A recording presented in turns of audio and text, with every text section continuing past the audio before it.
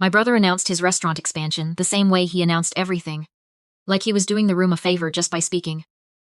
It was the long weekend in October, the kind of Saturday in Vancouver, where the rain had been going since Thursday and nobody was pretending it would stop. My parents had done the whole thing.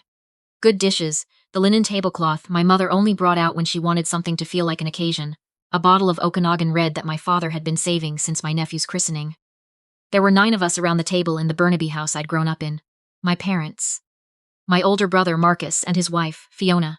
My younger sister Cassie, Marcus's business partner, a guy named Brett, who always seemed to show up at family dinners, without anyone explaining why, and 3 cousins who'd driven over from Surrey and Langley for the weekend. I was the last to sit down, because I'd been helping my mother carry things from the kitchen, and because some part of me has always an extra minute before a room like that one. I'm Neve Alderton, and in this family, that has always meant the practical one, the quiet one. The one who left Vancouver to do something with finance in Toronto that nobody quite follows when you try to explain it at dinner. There she is, Marcus said when I finally pulled out my chair, and the way he said it was genuinely warm. I want to be clear about that. Marcus has never been cruel to me. He just doesn't think about me very much, which turns out to feel about the same.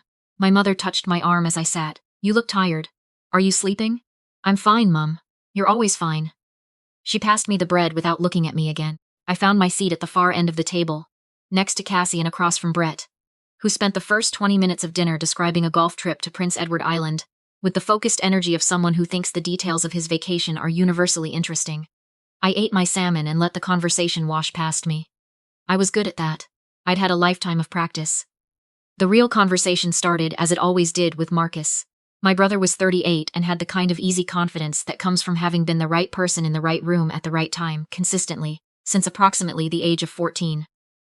He'd opened his first restaurant on Commercial Drive at 26 with a loan from our parents, and a name. Larkmoor. That he'd spent 3 weeks deciding on. He had 4 locations now, all in Metro Vancouver, all doing well, and he talked about them the way our father talked about his contracting business when we were growing up, with the quiet authority of a man who expects rooms to go still when he speaks. I've got something to tell everyone, he said, and he set his fork down in the particular way he had that meant. The table should understand the importance of what was coming. Fiona smiled like she already knew. She did already know. We're opening in Calgary, Marcus said. Signed the lease last week. It's a heritage space in Inglewood, used to be a dry goods warehouse, 4,000 square feet. We're looking at a March launch. The table responded exactly the way Marcus liked. My father said, "That's my boy." My cousins raised their glasses. Cassie made a sound of genuine delight, because Cassie has always loved Marcus the way you love a person who never disappoints you. Brett said something about market timing that nobody except Marcus was listening to. I reached for the wine. The build-out's the thing, Marcus continued. Because with Marcus there is always a second act, a complications that proves how serious the undertaking is. We're looking at a pretty significant fit-out. Heritage space means you're working around existing structure. We've got the design firm locked in, but the financing gap between the construction draw and our first operating revenue is a real number. About $380,000. I set my glass down. I can help with that, I said. The table went quiet, not the kind of quiet where people are thinking, the kind where someone has said something that doesn't quite fit the shape of the conversation. Marcus recovered first. He smiled, the specific smile adults give children who've offered something sweet and useless. That's kind, Neve. Really? I'm serious, I said. What's the timeline on the gap? Probably 6 to 8 weeks. But Neve, we're talking bridge financing for a commercial build. It's not, we work with commercial lenders. It's structured. I know how bridge financing works. I'm sure you do. He reached for the salad. In theory. My father cleared his throat in the gentle way he does when he's trying to prevent something from becoming a thing. Your sister means well, Marcus. Neve, it's a generous thought. It's not a thought, I said. It's an offer. Brett, who I want to emphasize had been invited to exactly 0 family dinners before Marcus started bringing him along 3 years ago, said, "The thing is, 380 isn't exactly something most people just have available. Even if you did, mixing family money and business financing creates complications down the road." I looked at him for a moment. "I wasn't talking to you," I said, which wasn't polite, but was accurate. My mother made a small sound. Cassie looked at her plate. Marcus said, "What Brett means is that it's complicated. We've got a financing structure. We've got lenders we've worked with before. It's not really, Neve, you work in fund administration. This is a different kind of thing." I said, "I know." I said it the same way I'd been saying I know in this family for 15 years, which is to say, quietly, and with the knowledge that it would not change anything. I excused myself to use the bathroom. I sat on the edge of the tub for about 90 seconds. Then I took out my phone and texted a man named Owen Park, who was my legal counsel, and who I had worked with for 7 years, and who responded to texts at 10 o'clock on a Saturday night without complaint. The text was 9 words. Pull the Larkmore file. All 4 entities. Tonight. I went back to the dinner table and ate my salmon and listened to Marcus describe the reclaimed wood shelving he was planning for the Calgary space. The thing about my family is that they are genuinely warm people. My parents built something real. My brother works hard, takes pride in what he creates, and is actually a good employer by every metric I've looked at. And I have looked at more metrics on Larkmore Hospitality Group than Marcus would believe if I told him. My sister is kind in the uncomplicated way that some people just are. We are not a cold family. We are not a malicious family. I am just the one who got a little lost in the counting of us, the one who moved away, the one who sends nice gifts at Christmas and shows up twice a year and does something financial in Toronto that apparently registers as fund administration, no matter how many times or in how many ways I have explained what I actually do. Over dessert, a maple butter tart from the bakery near my parents' house, the one that has been there since I was in elementary school. My father mentioned the investment group that had backed Marcus's 3rd location, the one in Yaletown. They've been solid, he said. Private group, very quiet about it, but Marcus has had nothing but good experiences. Sometimes you just find the right partners. Marcus nodded. They don't advertise. Word of mouth, referrals only. But they've got capital and they know the hospitality sector. My phone buzzed on my leg, a message from Owen. Larkmore Hospitality Group, locations 2, 3, and 4, all carry debt instruments originating from Northgate Culinary Capital. Northgate is a wholly owned subsidiary of your holding company. They don't know. I turned my phone face down. Sounds like a solid group, I said. The best, Marcus agreed. They understand that restaurants aren't just businesses, they're neighborhoods. They told us that in the first meeting and I knew we were in the right hands. He said it with warmth. He meant it. He had no idea he was describing me. My mother's phone rang at 9:22 in the evening. She almost didn't answer it because we had a family rule about phones at the table, but she looked at the screen, and her expression changed and she stepped into the hallway. We could hear that something was wrong before we could hear words. When she came back, she handed the phone to Marcus without explaining why. He took it, listened for about 45 seconds, and then his face did something I had never seen it do. Marcus is not a man who loses his composure. He has managed kitchen crises and health inspection surprises and a small fire in the Kitsilano location that shut them down for 3 weeks. He does not rattle. He rattled. What do you mean suspended? He said into the phone. And then what restructuring? We have a signed commitment. And then nothing, just listening. And the color leaving his face in a very specific way. He hung up. The investment group, he said. Northgate, they're pulling out. Capital restructuring, they said. Our credit facility on the Yaletown location. The bridge financing on Kits. The construction draw for Calgary, it's all suspended. Fiona said, Marcus. All of it, he said. The Calgary deal is dead without that bridge. We close on the lease in 2 weeks. If the financing isn't there, my father was already reaching for his phone. I'll call Doug at the credit union. On a Saturday night? I'll call him. Brett had his laptop open, which he had apparently had in a bag under his chair, a detail I found irritating. I'm looking at alternative lenders. There are some B-side options. B-side options have 15% interest and a 12-week approval window, I said. That doesn't solve a 2-week lease closing. Everyone looked at me. I had said it the way I say things when I'm not performing patience anymore, which is to say, directly without apology, from a base of actual knowledge.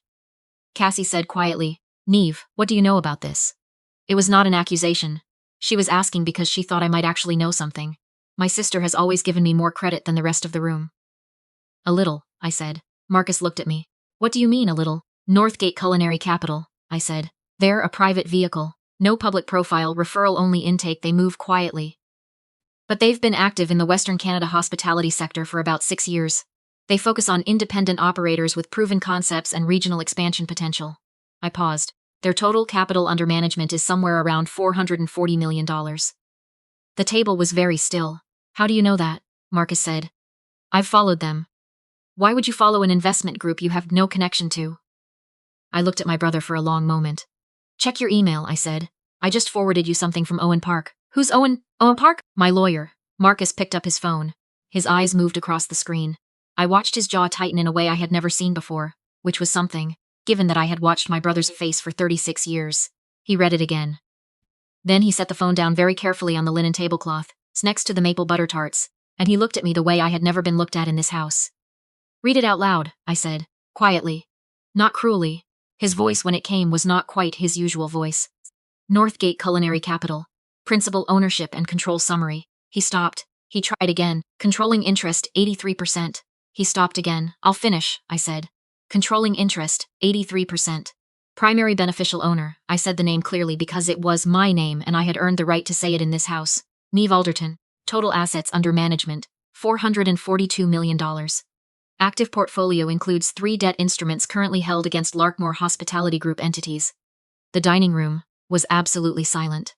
My father made a sound that was not a word. Fiona pressed both hands flat on the tablecloth.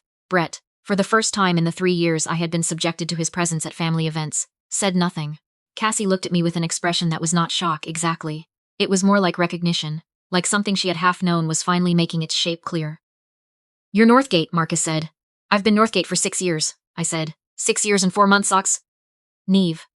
My father's voice broke on just those 2 syllables. How? And this was the part I had been holding for a long time, not with bitterness.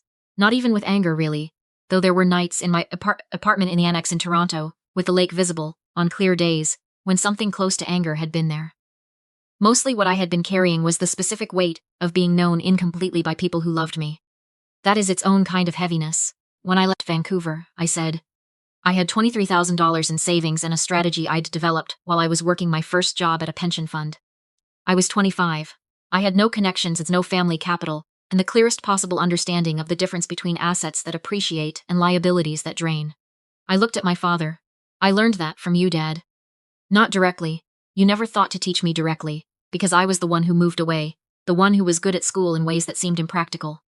But I watched how you thought. I watched how you assessed risk. I watched you say no to the wrong contracts even when money was tight because you had a standard you refused to lower. I took that with me. My father looked at the table. I made my first investment at 26, I continued. I made mistakes. Real ones, the kind that cost actual money and keep you up at night. I made better decisions after. I kept going. By 30, I had enough to structure a proper holding vehicle. I named it after the street in North Toronto where I had my first apartment, which was 400 square feet and had a radiator that only worked when it felt like it, and I thought that was funny. $400 million, Marcus said. He wasn't accusing me of anything. He was just trying to make the number fit inside his understanding of who I was. 442, I said. As of last quarter. And you invested in us. His voice was different on that last word. I invested in sound hospitality businesses with proven operators and strong neighborhood positioning, I said. The fact that the operator was my brother was relevant, but it wasn't sentiment. Every dollar I put into Larkmore was a calculation. I looked at your numbers. I looked at your reviews, your staff retention, your table turn rate, your cost of goods. You run a tight operation, Marcus. You always have. I trusted the business. I paused. I never doubted the business. Then why? He said. And he stopped and started again. Why pull it? Why tonight? I took a breath. Because tonight, I said. When I offered $380,000 to help you bridge a financing gap, an amount that, relative to where I actually sit, is the equivalent of someone offering you a $20 bill when you're short on parking. You smiled at me like I was a child who didn't understand how things worked. You said in theory. Dad called it a generous thought. Brett explained to me that most people don't just have that kind of money available. Which, Brett, I glanced at him, was not your conversation to have. Brett looked at the salad bowl. I have been coming to this table twice a year for 11 years, I said. I have listened to this family discuss my brother's business at every single one of those dinners. I have sat at the far end of this table, and I have said nothing, and I have smiled, and I have helped my mother carry dishes from the kitchen, and I have been the one who left, the practical one, the one who does something with finance in Toronto that nobody quite follows. I have been that person in this house for my entire adult life. My voice stayed level. I had decided, some months ago, that if this moment ever came, I would not perform it emotionally. I had earned the right to be calm. I pulled the funding tonight because something needed to change, I said. Not to hurt you, not to prove a point about money. Because I needed you to understand that the woman at the end of your table is not a guest in this family. And I did not know another way to make that clear. My father had not moved. Dale Calloway, my father, had built his business from a single work van and a good reputation, and he was a man I had admired my entire life, and right now he looked like someone standing in the wreckage of an assumption he had not known he was making. Neve, he said, and then he couldn't go anywhere from there for a moment. For what, specifically? I asked, because it mattered. Vague apologies are a way of not quite apologizing. He thought about it. He took his time, which I respected, for making you feel like you had to be invisible to be taken seriously, for assuming that because your work didn't look like Marcus's work, it wasn't the same weight. for not asking. In 6 years I never once asked you what you were actually building. His voice went rough at the edges. That's on me, Neve. That is entirely on me. Marcus had been quiet for a long time. When he spoke, he didn't look up from the table. I've been treating you like the smart younger sister who was good with spreadsheets, he said. That's what I thought you were.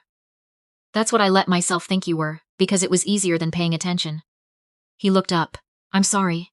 That is not a small thing I'm apologizing for, Fiona said. Marcus should have called you when we first started talking to Northgate.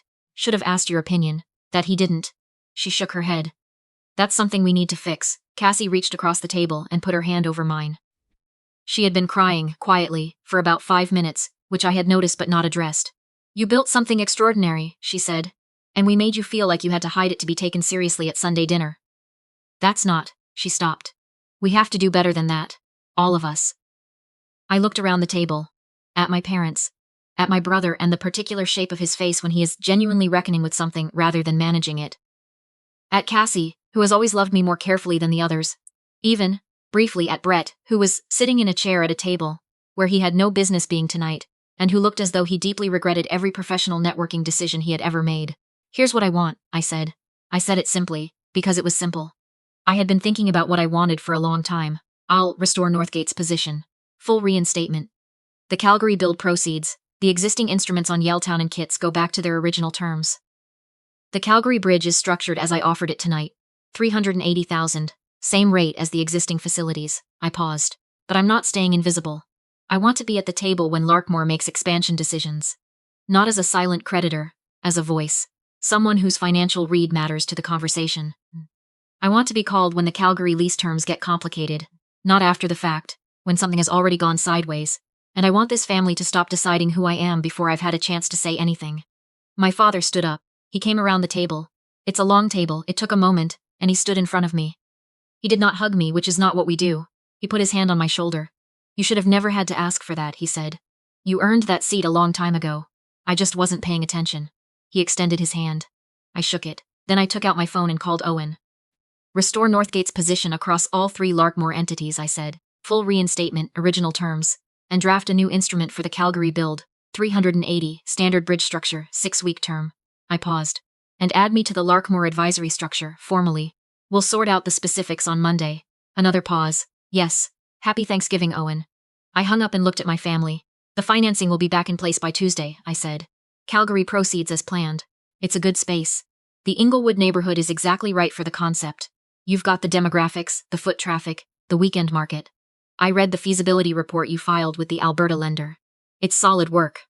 My brother laughed, which surprised both of us. You read our feasibility report? I read everything Larkmore files, I said. I have for 6 years. And you never said anything. You never asked. He looked at me for a long moment, and then he did something that Marcus almost never does, which is that he looked like he might cry, and then he didn't, and we both pretended the almost moment hadn't happened, which is how our family handles things, and it felt, somehow, like the most genuine exchange we'd had in years. Later, after the dishes were cleared, and the cousins had migrated to the living room, and my father had put on the hockey game, with the sound low the way he does. When an evening has reached its natural end, my mother found me on the back porch. It was still raining. It had been raining for 3 days. The backyard smelled like cedar and wet leaves, the exact smell of every October of my childhood, and the lights from the houses on the next street were soft behind the drizzle. My mother didn't say anything for a moment. She just stood next to me and looked at the yard. Then she said, I always knew you were the most careful thinker in this family. I just called it worrying too much, because I didn't have a better word for it. It's okay, Mum. It isn't, really. She was quiet. I should have asked more questions. About your work. About what you were building.